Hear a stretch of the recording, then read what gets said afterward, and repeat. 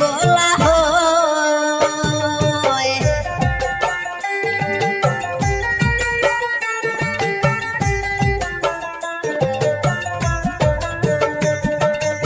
আমিনুল ভাইয়ের বড় দিল দান করিবেন বড় শিল ফার্স্ট প্রাইজ যাকে বলা হয়।